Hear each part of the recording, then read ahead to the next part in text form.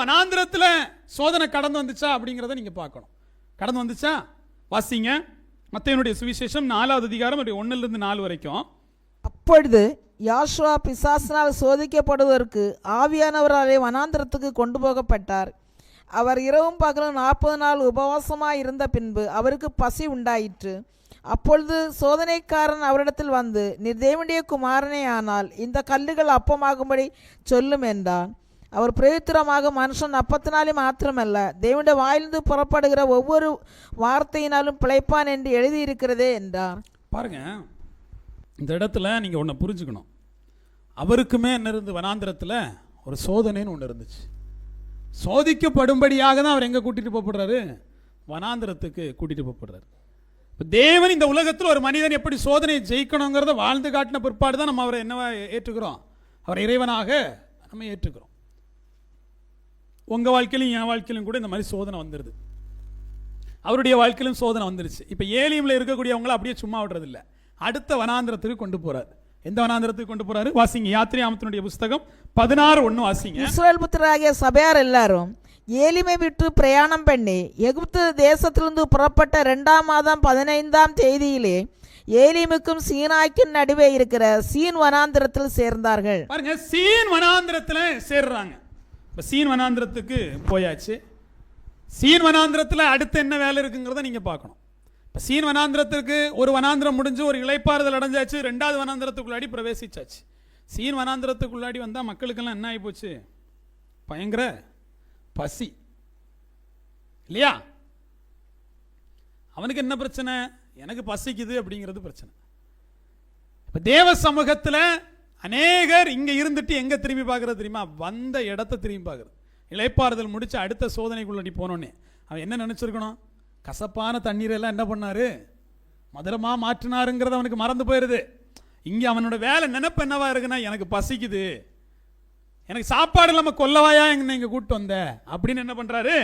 முறுமுறுக்க ஆரம்பித்தார்கள். வாசிக்கலாம் நம்ம யாத்திராகமத்தினுடைய புஸ்தகம் 16வது அதிகாரம் 2 - 3 வரைக்கும் வாசிங்க. அந்த வனாந்திரத்திலே இஸ்ரவேல் புத்திரராகிய சபையார் எல்லாரும் மோசேக்கும் ஆரோனுக்கும் விரோதமாக முறுமுறுத்து, நாங்கள் இறைச்சி பாத்திர தண்டையில் உட்கார்ந்து அப்பத்தை திருப்தியாக சாப்பிட்ட எகிப்து தேசத்திலே யாவன் கையில் செத்து போனோமானால் தாவினை இந்த கூட்டம் முழுவதையும் பட்டினினால் கொல்லும்படி நீங்கள் எங்களை புறப்பட பண்ணி இந்த வனாந்திரத்தில் அழைத்து வந்தீர்களே என்று அவர்களிடத்தில் சொன்னார்கள். பாருங்க, இப்ப மக்களுக்கு கோவம் வந்துருது. இங்க சாவும்படியா எங்களை கூட்டு வந்தீங்க அப்படின்ட்டு. பாருங்க, தேவ சமூகத்தில் முறுமுறுப்பு என்பது மட்டும் குறையவே செய்யாது. முதல்ல என்ன கேட்டா, நான் என்னத்தை குடிப்பேன், தண்ணி கசப்பாலாம் இருக்குன்னா. இப்போ அடுத்த கேள்வி என்னவா இருக்கு?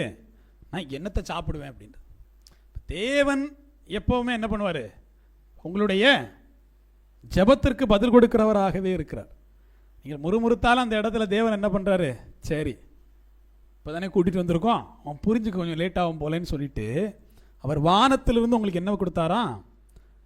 அப்பத்தையும் காடையையும் அவர் கொடுத்தார். அப்பத்தையும் காடையையும் கொடுத்தார். ஆனால் உங்களுக்கு தேவன் ஆசீர்வாதத்தை கொடுக்கிற போது, இந்த உலகத்திற்குரியவற்றை நீங்க தேவன்கிட்ட கேட்கும் போது எப்பவுமே என் தேவன் ஒரு கண்டிஷன் அதில் வச்சிருப்பார். எப்பவுமே பணம் வேணும்னு கேட்டீங்கன்னா என் தேவன் என்ன சொல்லுவார்? 10ல் 1 பங்கு கொண்டு தேவ சமூகத்தில் கூடுன்னு தான் சொல்லுவார். ஒரு கண்டிஷன் வச்சிருப்பார், கண்டிப்பாக வச்சிருப்பார். அவ இந்த இடத்துல இவர்களுக்கு ஆகாரம் கொடுக்கப்பட்டுச்சு, ஆனால் ஒரு கண்டிஷன் கொடுக்கப்பட்டுச்சு. எதையும் நீங்க என்ன பண்ணக்கூடாது? எடுத்து வைக்கக்கூடாதுன்னு கொடுக்கப்பட்டுச்சு. எதையும் நீங்க என்ன பண்ணக்கூடாது? எடுத்து வைக்கக்கூடாது. உலகத்திற்குரிய ஒன்றும் உங்களிடத்தில் இருக்கக்கூடாது அப்படிங்கிறத தேவன் நினைப்பார். அப்ப தேவன் கொடுத்த ஆகாரம் தான், ஆனா நீங்க எடுத்து வைக்க கூடாதுன்ட்டார். ஆனா இந்த ஜனம் என்ன பண்ணுச்சு?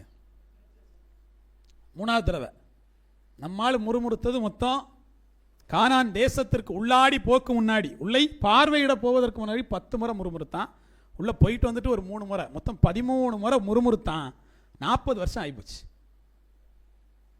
40 நாளில் போக வேண்டிய இடத்தை 40 வருஷம் ஆக்குவது 13 முறை முறுமுறுத்தது. இப்ப நம்மளை யோசிக்கணும், 13 முறையா முறுமுறுத்திருப்போன்னு இல்லையா? தினம் தினம் முறுமுறுத்தல்.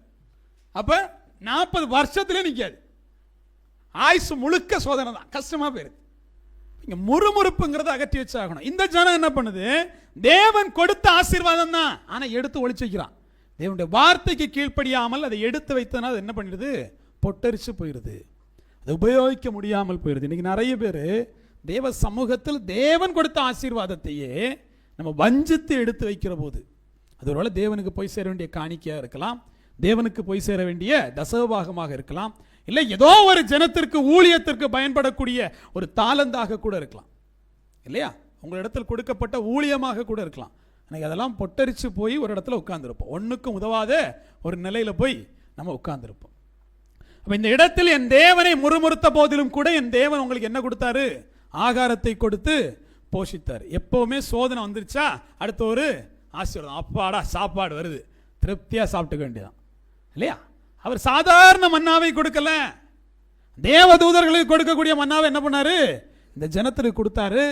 ஆனால் அந்த ஜனத்திற்கு என்ன இல்லை, அதுக்கான அருமை தெரியாம போச்சு. அவன் அடுத்தது தொடங்கிட்டான். ஏன்? நம்ம தான் அடுத்த வனாந்திரத்துக்கு போயிட்டோமே. ஒரு வனாந்திரத்தை முடித்து நல்ல திருப்தியா சாப்பிட்டீங்களாப்பா, கிளம்புங்க வாங்க அடுத்த வனாந்திரத்துக்கு போலான்னு சொல்லிட்டு வாசிங்க. யாத்திரையாகும் 17:1 வாசிங்க.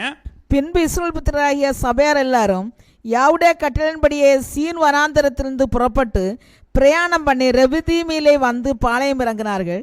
அங்கே ஜனங்களுக்கு குடிக்க தண்ணீர் இல்லாதிருந்தது. பாருங்க, இப்ப அடுத்துதான் அவன் தொடங்கிட்டான். இப்ப நம்ம முடிச்சு வந்தது எங்க வந்தோம்? சீன் வனாந்திரத்தை முடிச்சு வந்தோம். அங்க சாப்பாடு இல்லைன்னு சொன்னோடனே என் தேவன் என்ன பண்ணாரு? சாப்பாடை கொடுத்து அவர்களை ஆசீர்வதித்தார். அங்க ஒரு சிலர் வேண்டாத வேலையை காட்டும் போது என் தேவன் என்ன பண்ணாரு? பொட்டரித்து போக பண்ணாரு. இப்ப அடுத்தபடியா என்ன ஆச்சு? சரி சாப்பிட்டாச்சுலப்பா, அடுத்த வனாந்திரத்துக்கு வான்னு சொல்லிட்டு அடுத்த கட்டம், மூணாவது ஒரு கட்டத்திற்கு கூட்டிட்டு போறாரு பாருங்க. இப்ப தேவ சமூகத்துல சாப்பாடு இல்லைங்கிறது ஒரு பெரும் பிரச்சனை தான், அப்படித்தானே? யாசுவாட்ட போய் பசியா இருக்கிறார் என்பதை அறிந்து சாத்தான் என்ன சொன்னாரு? இந்த கல்லுகளை எல்லாம் எடுத்து என்ன பண்ணுங்க, அப்பமா மாத்தி சாப்பிடுன்ட்டார். அருமையான தேவ ஜனமே, நீங்கள் ஒன்றை புரிந்து கொள்ளணும். முதலில் உங்களுடைய ஆவியை சரி பண்ணணும், ரெண்டாவது ஆகாரத்தை சரி பண்ணணும். எதை சரி பண்ணணும்? ஆகாரத்தை. முதல் வனாந்திரத்தில் ஆவியை சரி பண்ணிட்டீங்கன்னா ரெண்டாவது வனாந்திரத்தில் ஆகாரத்தை சரி பண்ணணும். ஆவி சரியாயிடுச்சுல, இனி ஆகாரத்தை சரி பண்ணணும். ஆகாரம் எப்படி சரி பண்ணணும்? நம்மால் நினைக்கிற மாதிரி கல்ல அப்பமா மாத்துறது இல்ல. தேவன் என்ன சொன்னாரு? கல்லினால் மாத்திரமல்ல, அப்பத்தினால் மாத்திரமல்ல, தேவனுடைய வாயிலிருந்து வரக்கூடிய வார்த்தையின் ஊடாகவும், ஒவ்வொரு வார்த்தையின் ஊடாகவும் பிழைப்பான் என்று சொல்லி. இப்ப வார்த்தை என்கிற ஆகாரம் தேவைப்படுது. இப்ப ரெண்டாவது வனாந்திரம் அது ஆத்மாவுக்கான ஆகாரத்தை தீர்மானிப்பதாக இருக்குது. ஆவியை சரி பண்ணிட்டீங்கன்னா ஆத்மாவுக்கான ஆகாரத்தை சரி பண்ணணும். அது தேவன் கொடுக்கக்கூடிய மன்னாவா இருக்குது, தேவனிடத்திலிருந்து கடந்து வரக்கூடிய வேத வார்த்தையா இருக்குது. யாசுவாவுக்கும் வனாந்திரத்தில் அதே சோதனை வந்துச்சு, பசி இருந்துச்சு. ஆனால் அவர் உலகத்திற்குரிய ஆகாரத்தை தெரிந்தெடுக்கவில்லை, மாறாக அவர் ஆவிக்குரிய ஆத்தும ஆகாரமான வேத வசனத்தை, தேவ வார்த்தையை அவர் தெரிந்தெடுத்தார். நீங்களும் நானும் கூட என்னதான் பண்ணணும்? ஞானஸ்தானம் எடுத்துட்டீங்க அப்படின்னா, ஆவி சரியாயிடுச்சுன்னா அப்புறம் இந்த ஆகாரத்தை அதிகமாக சாப்பிடணும். நான் எப்படி பசி தாங்குவேன்? உபவாசம்லாம் எப்படி இருக்கிறது இல்லையா? உபவாசம் உடலை ஒடுக்கி ஆத்மாவுக்காக இருக்கப்படுது இல்லையா? உடலுக்குரிய ஆகாரத்தை கொடுப்பதை தவிர்த்துட்டு ஆத்மாவுக்கான ஆகாரத்தை கொடுக்கக்கூடிய ஒரு காலமா இருக்கு. 30 நாள் ஒரு மாசம் இருக்கு, 27 நாள் இந்த உடம்பை வளர்க்குறோம். ஒரு 3 நாள் அந்த ஆத்மாவுக்கான ஆகாரத்தை கொடுக்கறதுல நமக்கு இருக்கக்கூடிய சங்கடம் இருக்கு பாருங்களேன். இல்லை பாஸ்டர், முன்னாடியெல்லாம் நான் நல்லா உபவாசம் இருப்பேன், இப்போ இருக்க முடியல. ஏன் இருக்க முடியலன்னு 1000 காரணம் நீங்க சொல்லலாம். தேவன் சொல்லுவார், பிசாசு பிடிச்சிருக்கும் பாரு, அவ்வளோதானே. பலவீனமாயிட்டேன், செபிக்க முடிய மாட்டேங்குது, தூக்கமாக வருது, 1000 கதை நம்ம சொல்லலாம். வேலை இருக்கு சொல்லலாம். ஆனால் அந்த ஆத்மாவுக்கு ஆகாரம் கொடுக்காம அது செத்து போயிருக்குன்னு என் தேவன் சொல்லுவார். அப்போ ரெண்டாவது வனாந்திரம் என்பது நம்முடைய ஆத்மாவை சரி செஞ்சு கொண்டு தேவனுடைய வார்த்தையை ஆகாரமாக எடுத்துக்கொள்வது. அதுதான் தேவனும் பண்ணார். இப்போ ஆகாரம் கிடைச்சிடுச்சு. ஆகாரம் கிடைச்ச அந்த ஜனம், நிறைய பேருக்கு வார்த்தை கிடைக்குது. சில சபையில் வார்த்தை கிடைக்க மாட்டேங்குது. ஆனால் இன்னைக்கு உங்களுக்கு வார்த்தை கிடைக்குது. வார்த்தை கிடைச்சோம், நம்ம அடுத்த வனாந்திரத்துக்கு போகும்போது முறுமுறுப்பை ஸ்டார்ட் பண்ணிடுறது. என்ன தேவை? இப்போ தண்ணி தேவை. தண்ணி தேவைன்னு சொன்ன உடனேயே தண்ணியை கேட்கறதுல விதம் இருக்கு. நம்ம ஆளு கேட்கறது தப்பு இல்லை, முறுமுறுக்கிறது தான் தப்பு.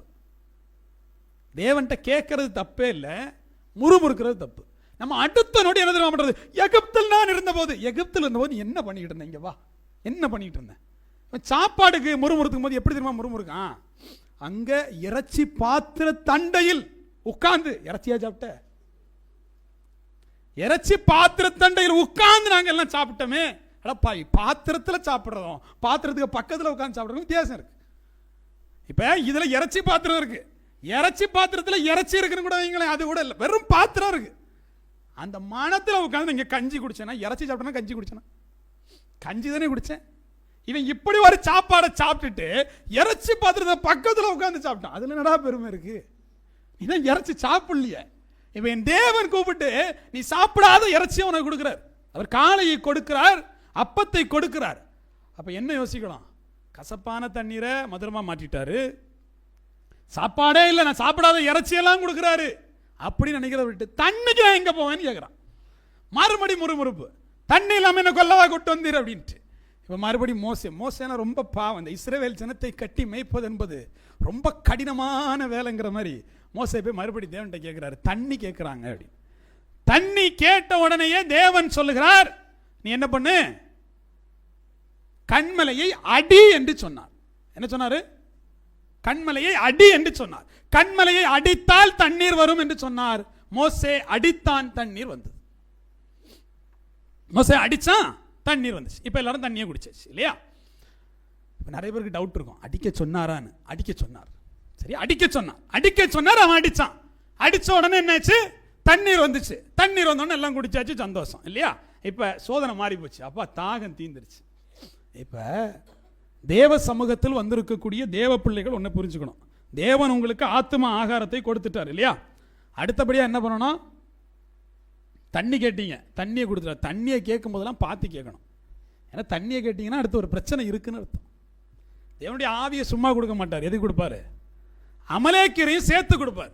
யாரு கொடுப்பாரு? அமலேக்கியரையும் சேர்த்து கொடுப்பார். அமலேக்கியர் வந்து இஸ்ரவேல் ஜனத்தோடு யுத்தம் பண்ண ஆரம்பித்தார்கள். அமலேக்கியர் வந்து என்ன பண்ணாங்களாம்?